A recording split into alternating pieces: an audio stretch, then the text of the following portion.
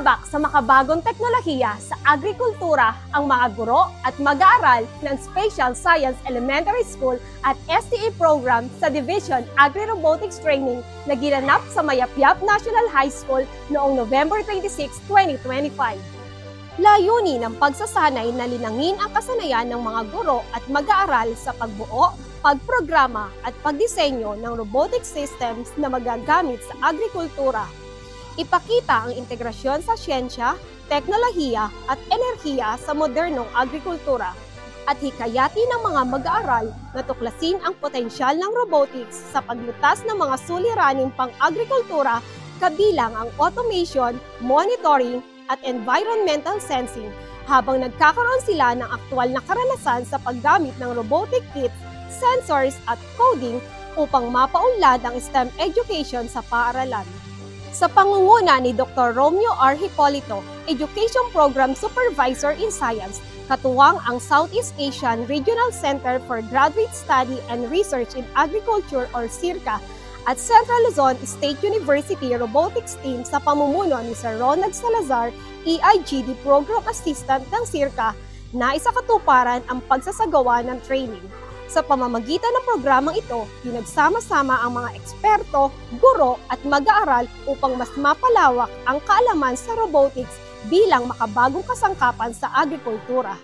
Mahalaga ang naturang pagsasanay dahil nagbubukas ito ng mas malawak na oportunidad para sa experiential learning kung saan natututo ang mga mag-aaral sa pamamagitan ng aktwal na paggawa at pag-eksperimento. Higit pa rito, ang pagpasok ng robotics sa edukasyon ay nakatutulong sa pagpapalawak ng critical thinking, problem-solving skills, creativity, at innovation mindset na mahalaga sa makabagong panahon.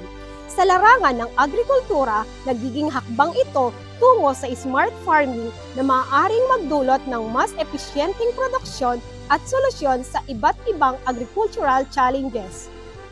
Nilahukan ng pagsasanay ng dalawang mag-aaral na sina Caleb Micolo Mangabat at Kian Francis C. Beltran kasama ang inyong lingkod, Jeanette S. Ibunya, bilang kinatawan ng paaralan.